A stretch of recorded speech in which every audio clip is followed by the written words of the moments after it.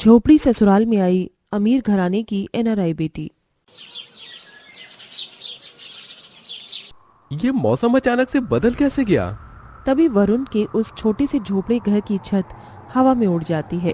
ये देखकर अंदर घर में बैठी वरुण के माता पिता मनदीप, हिमानी और छोटी बहन रिया जोर जोर से चिल्लाने लगते हैं। तभी वरुण अंदर आता है। हमारे घर की छत कैसे उड़ गई? माँ, आप सब बाहर चलिए।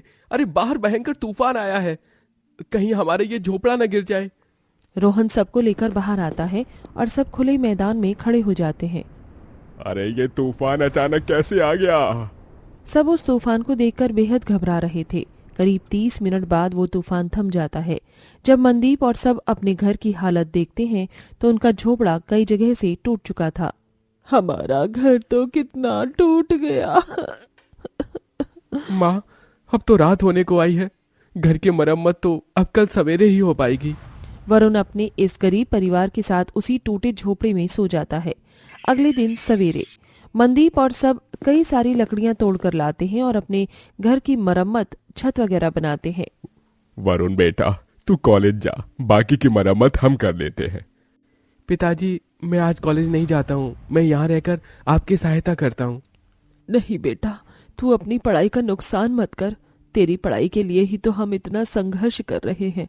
अब हमारी सारी उम्मीदें तुमसे ही है बेटा। हाँ बेटा, तू बस मन लगाकर पढ़ाई कर। अब तू ही अपने इस परिवार की गरीबी दूर कर सकता है। हमें तुझसे बहुत आस है बेटा। मनदीप बहुत गरीब था। वो मदनपुर गांव में अपने इस छोटे से झोपड़े में अपने परिवार के साथ बड़ी गरीबी में अपना जीवन बिता रहा था। मनदीप उसी गांव में एक ईंटें बनाने वाली भट्टी पर कड़ी मजदूरी करता था, जिसकी रोज की आमदनी केवल 300 रुपए थी। वरुण पढ़ाई में बहुत होशियार था, इसीलिए मनदीप, हिमानी इतनी गरीब होने के बाद भी पेट काटकर वरुण की पढ़ाई का खर्च उठा रहे थे। तभी वरुण उसी गांव में अपने कॉलेज चला जाता है। बस किसी तरह वरुण पढ़ लिख कर नौकरी में लग जाए ताकि हमारी सारी गरीबी दूर हो जाए। इसी तरह दिन प्रतिदिन बीतने लगे और करीब 1 साल बाद वरुण का ग्रेजुएशन कंप्लीट हो जाता है। एक दिन वरुण और सब अपने झोपड़े में बैठे थे। पिताजी, अब मुझे आगे की पढ़ाई करने के लिए शहर जाना होगा। बेटा, शहर में पढ़ाई के लिए कितना खर्च लगेगा तुझे? करीब 1 लाख रुपए तो अभी लगेंगे ही। 1 लाख रुपए? अरे बाप रे, अब इतने पैसे कहाँ से लाएंगे हम? माँ, हमें इतने पैसे एक साथ नहीं देने होंगे, हम थोड़े थोड़े करके पैसे भी दे सकते हैं। और मैं शहर की कॉलेज में स्कॉलरशिप के लिए भी अप्लाई कर दूंगा, जिसके बाद मेरी डोनेशन फीस थोड़ी कम हो जाएगी। अगर ऐसा है बेटा, तो तू अपनी आगे की पढ़ाई कर। अब से मैं भी घर में सिलाई करके कमाई करती हूँ। उसके बाद कुछ ही दिनों में वरुण अपनी आगे की पढ़ाई के लिए शहर चला आता है। वो कॉलेज के हॉस्टल में रहने लगता है। अपने पिता पर पैसों का ज्यादा बोझ न हो, इसीलिए वरुण कॉलेज खत्म होने के बाद शहर में एक जगह पार्ट टाइम काम करता है। इसी तरह 2 साल बीत जाते हैं। एक शाम वरुण कॉलेज खत्म होने के बाद अपने काम पर शहर के रेस्टोरेंट में जाने लगता है। तभी सामने सड़क से एक तेज रफ्तार कार आती है और तेजी से एक पेड़ से टकरा जाती है, जिसके बाद उस कार से एक लड़की बाहर सड़क पर आकर गिर जाती है, जो काफी जख्मी हो चुकी थी। अरे बाप रे, इस लड़की के शरीर से तो कितना खून बह रहा है। क्या करूं, क्या करूं? यहाँ तो कोई दिखाई भी नहीं दे रहा है, कहीं ये मर न जाए। तभी वरुण उस लड़की को उठाकर उसे पास वाले सिटी हॉस्पिटल लेकर आता है, जहां उस लड़की का इलाज चलता है। करीब 2 घंटे बाद उस लड़की को होश आता है। मिस निशा, ये वरुण है, यही तो मैं हॉस्पिटल लेकर आया था। अगर ये ना होता तो शायद तुम जिंदा नहीं होती। थैंक्स वरुण जी। तभी वरुण निशा के माता पिता हरीश, मेनका को कॉल करके वहां बुलाता है। हरीश, मेनका, निशा विदेश में रहते हैं। हरीश विदेश की एक कंपनी में नौकरी करता है। वो कुछ दिन पहले ही इंडिया आए थे। तभी वरुण वहां से अपने काम पर चला जाता है। 2 दिन बाद शाम का समय वरुण कॉलेज से बाहर आता है तो बाहर सामने निशा खड़ी थी। निशा जी, आप यहाँ? अब कैसी है आपकी तबीयत?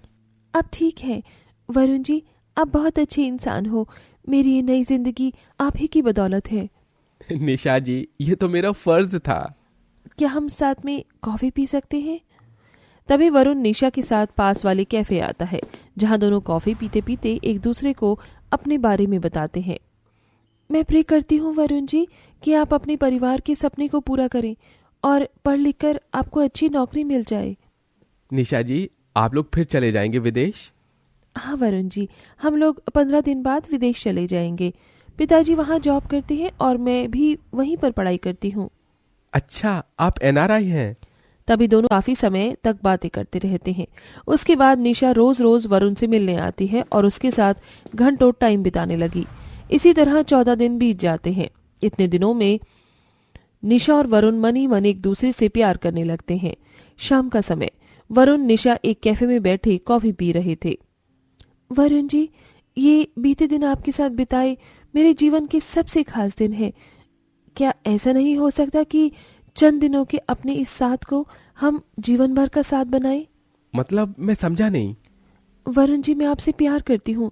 मैं आपसे शादी करना चाहती हूँ। I love you Varun ji. ये सुनकर वरुण के होश उड़ जाते हैं। निशा जी, ये क्या बोल रही हो आप? हाँ वरुण जी, मैं आपके बिना नहीं रह सकती। मुझे आपकी आदत हो चुकी है। आप अभी मेरे साथ मेरे घर चलिए। हम मेरे माता पिता को अपने प्यार के बारे में बताकर शादी कर लेते हैं। मुझे नहीं जाना वरुण जी विदेश। मुझे आपके साथ आपकी पत्नी बनकर यहीं रहना है। प्यार तो मैं भी करता हूँ निशा से, पर मैं तो कितना गरीब हूँ। हमारा घर भी कितना छोटा है और निशा तो कितनी अमीर है। इसका रहन सहन, इसका गुजारा हमसे कितना अलग है। मैं निशा को खुश नहीं रख पाऊंगा। नहीं नहीं, मुझे निशा से झूठ कहकर इसे वापस विदेश भेजना होगा।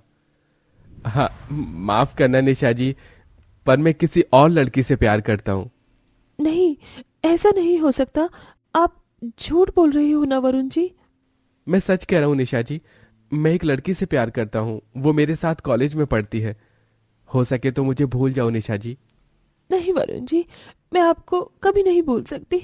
अगर आप सच में किसी और से प्यार करते हैं ना, तो आप मुझे उस लड़की से मिलवाइए। जब तक आप मुझे उस लड़की से नहीं मिलाते, तब तक मैं विदेश नहीं जाऊंगी। क्या मुसीबत है ये। अब किस लड़की से मिलाऊं मैं निशा जी को? ठीक है निशा जी, कल मैं अपनी प्रेमिका साक्षी को सेंट्रल पार्क में लेकर आऊंगा। कल सवेरे 10 बजे आप वहां आ जाना। अब किसे ले जाऊं कल मैं निशा से मिलाने के लिए? मैं तो यहाँ किसी लड़की को जानता भी नहीं। एक काम करता हूँ, राहुल से बात करता हूँ। अब वही मेरी हेल्प कर सकता है। तभी वरुण अपने कॉलेज फ्रेंड राहुल के घर जाता है और उसे सारी बात बताता है।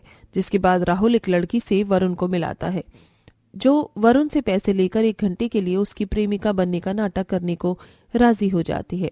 अगले दिन सेंट्रल पार्क में वरुण उस लड़की के साथ आता है। तभी वहां निशा आती है। निशा, ये रही मेरी प्रेमिका साक्षी। तभी निशा उस लड़की से काफी बातें करती है, उसी से तरह तरह के सवाल पूछती है। तभी बातों बातों में 1 घंटे से ज्यादा का समय हो जाता है। वरुण, ये लड़की कितने सवाल कर रही है मुझसे? तुमने मुझे केवल 1 घंटे के पैसे दिए थे। 1 घंटा खत्म हो गया, अब मैं जा रही हूँ। मुझे पता था वरुण जी कि आप केवल मुझसे प्यार करते हो, फिर आपने झूठ क्यों कहा था मुझसे? तभी वरुण निशा को अपनी गरीबी के बारे में सब बताता है। देखा वरुण जी, इसी को प्यार कहते हैं। मुझे परेशानी ना हो इसलिए आप मुझे अपने से दूर करने की कोशिश कर रहे थे। वरुण जी, अगर आप मुझे जीवन भर खुले मैदान में भी रखोगी ना, तो भी मैं खुशी खुशी आपके साथ रह लूंगी। ये सुनकर वरुण निशा के गले लिपट जाता है। जिसके बाद निशा अपने माता पिता के सामने वरुण से शादी कर लेती है और हरीश मीन विदेश चले जाते हैं। तभी वरुण निशा को लेकर अपने गांव अपने झोपड़ में आता है, जहां सब निशा को देखकर बहुत खुश होते हैं। निशा, तुम यहाँ इतने छोटे घर में कैसे रह पाओगी? तुम्हें तो महलों में रहने की आदत है ना? वरुण जी, अब इस एनआरआई के लिए ये झोपड़ा ही महल है। वाह बहू वाह, विदेश में रहने के बाद भी कितने अच्छे संस्कार हैं तेरे। तभी निशा हिमानी के घर में रिया के साथ काम करने लगती है। मिट्टी के चूल्हे पर खाना बनाने लगती है और एक बहू होने के सारे फर्ज बड़े अच्छे से निभाती है। उसके बाद वरुण उसी गांव में एक कंपनी में नौकरी करता है, जिसके बाद कुछ ही महीनों में वो अपनी कमाई से एक बड़ा घर खरीद लेता है और अपने परिवार के साथ खुशी खुशी अपना जीवन बिताता है।